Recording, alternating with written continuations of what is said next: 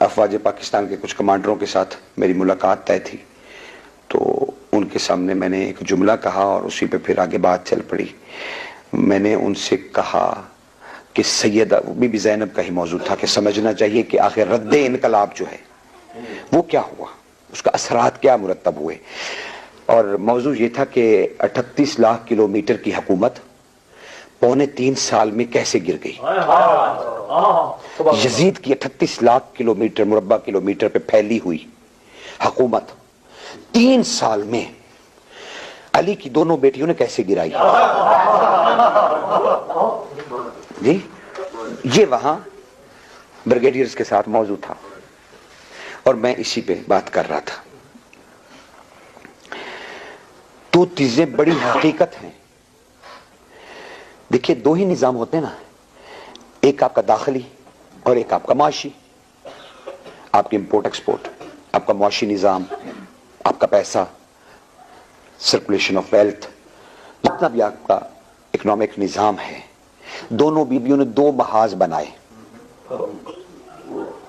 میں 2 منٹ کا مسائل پڑھ کے آپ کو تھوڑا سا گریہ کروا کے جا سکتا تھا، لیکن میں نے کچھ آپ کو دینا ہے تاکہ آپ کا یہ وقت جو میری ملت نے مجھے دیا ہے اس میں خیانت نہ ہو جائے۔ یہ آپ کا وقت میرے پاس امانت تھا، امانت تھا میرے پاس۔ میں ہاتھ دھا کے لیے نہیں آیا تھا، نہ میں اپنی علمی دھاک بٹھانے کے لیے آیا تھا۔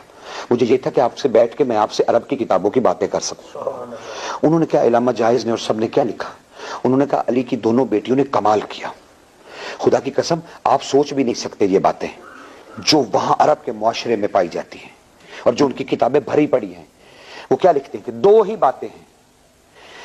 بی بی ام کلثوم، دیکھیے روما کے ساتھ بی بی ختیجہ کا ایک معاہدہ ہوا تھا روم کی سلطنت کے ساتھ تجارتی، کہ سالانہ 80,000 اونٹ بی بی ختیجہ تجارت کے لیے روم بھیجیں گی، جہاں سے ان کی سرحد شروع ہوتی ہے، ان کی منڈیاں۔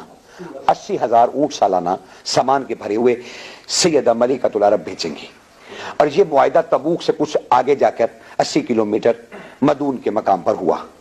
بی بی یہاں سے مکہ وہاں گئی، شاہ روم وہاں آیا، وہاں شاہی ملاقات ہوئی اور ایک معاہدہ تحریر ہوا کہ روما کی سلطنت میں جب ختیجہ کا مال داخل ہوگا تو روم کی حکومت اس کی حفاظت کی ذمہ دار ہوگی، اور جب سامان ہوگا تو اپنی سرحد پار روم کی فوج کرائے گی، اور اگر کبھی ختیجہ کے کسی خون پر یا اس کے ملازموں پر یا اس کے قافلہ تجارت پر کوئی بھی حملہ کرے گا، روما کی حکومت پابند ہوگی ان کی مدد کرنے کی۔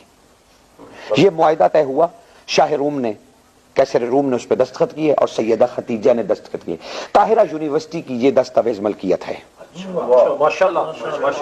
سیدہ طاہرہ کے جس نے دستخط دیکھنے ہوں، میں 9 مہینے قاہرہ میں جب درس خارج کے سلسلے میں مجھے بھیجا گیا حوزہ علمیہ نجف سے، تو میں نے اس کی زیارت کی اور اسے میں نے پڑھا، بڑے غور سے اس معاہدے کو پڑھا۔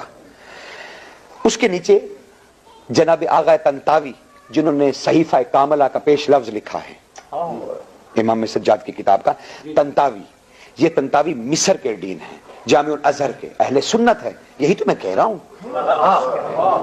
ہمارے اہل سنت بھائی بہت بڑے شیخ ہیں، شیخ طریقت ہیں، پیر طریقت ہے طنطاوی جامع الازہر کے۔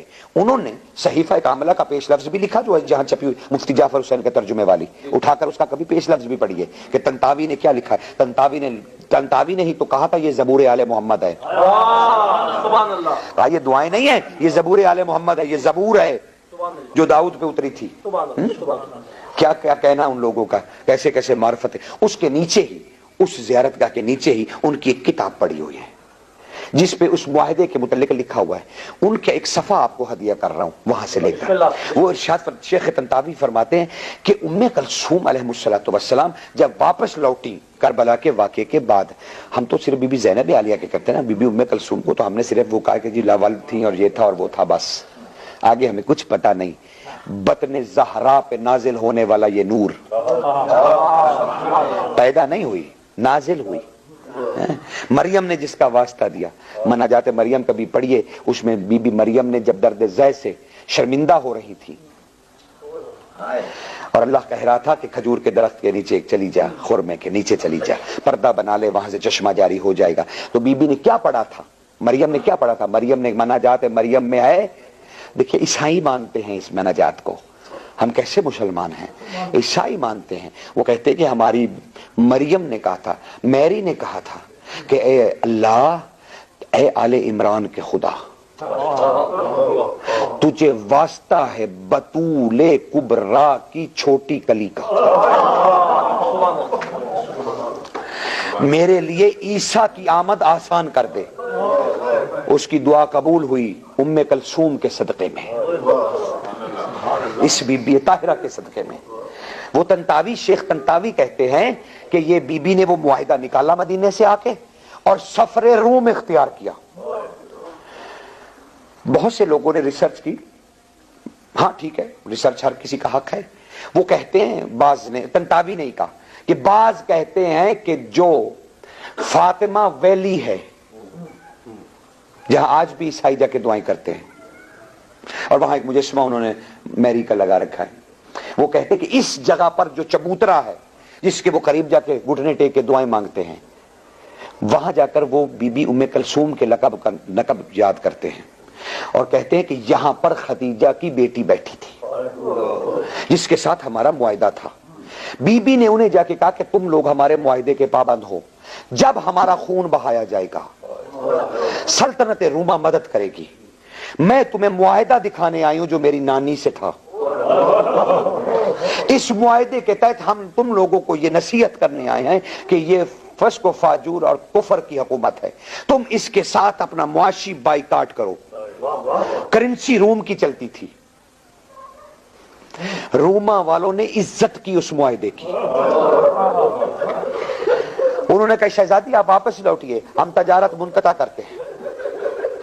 3 سال میں روم سے ایک پیسہ نہیں یزید کو ملا، معاشی طور پہ بی بی نے ایسا اسے ڈسٹرائے کیا۔ کبھی یہ بھی دیکھا کیجئے، گریہ اس کی معرفت سے گریہ کیجئے کہ دین کے لیے آئے تھے، یہ خدا کے لیے آئے تھے، اپنی مصیبتیں دکھا کے لوگوں کو پٹوانے نہیں آئے تھے، یہ اللہ کے لیے آئے تھے، یہ توحید کے لیے آئے تھے، یہ انسان کے شرف کے لیے آئے تھے۔ کیسا کیسا نظام دیا، معاشی نظام کو بی بی زینب نے، اس وقت میرے پاس وقت نہیں ہے ورنہ میں آپ کو تفصیل سے عرض کرتا کہ سرکار ام کلثوم نے اور کیا کیا کام کیے۔ بی بی نے روم کو ہٹا دیا اس حکومت سے، ان کے سفارتی تعلقات منقطع ہو گئے۔ بی بی زینب نے کیا کیا؟ بی بی زینب نے مصر تک سفر کیے اور اندرونی طور پر ایسے طبقات کھڑے کر دیے جن کا نعرہ سار اللہ حسین تھا۔ یہ بی بی کا دیا ہوا نعرہ ہے، یہ بی بی نے اس تحریک کو کیا۔